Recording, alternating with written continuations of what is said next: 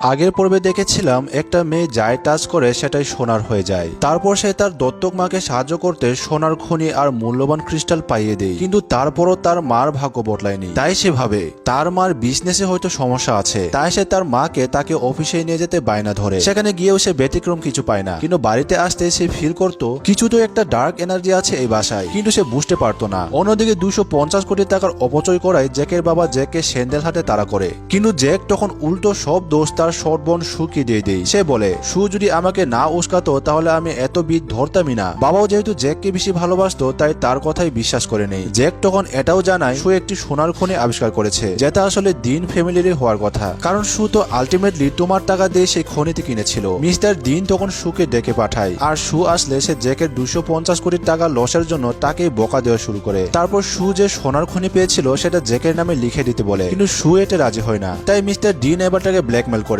সে যদি জ্যাককে সোনার খনিতে না দেয় তাহলে তার দাদির সাথে আর তাকে দেখা করতে দিবে না। যেহেতু সু তার দাদিকে অনেক ভালোবাসতো তাই খনি দিতে রাজি হয়ে যায়। তবে সে শর্ত দেয় খনির বদলে দাদি তার সাথে পার্মানেন্টলি থাকবে, আর খনির টাকাতেও তাদের দিতে হবে। মিস্টার দিন তখন বলে ঠিক আছে 6000 কোটি টাকা দিব, কিন্তু খনির বাজার মূল্য 10,000 কোটি ছিল, আর সোনা বেশি থাকলে আরো বেশি হতে পারে। তাই সু এই প্রস্তাবে আপত্তি জানায়, কিন্তু তার বাবা তখন বলে রাজি হলে রাজি হও, নয়তো ডিল ক্যান্সেল। দাদিকে হারানোর বয়ে সু রাজি হয়ে যায়। তখন রুবি রেগে গিয়ে জ্যাককে বলে যাও, তুমি একটা টুকরো সোনা পাবে না। জ্যাক যখন সোনা খুঁড়তে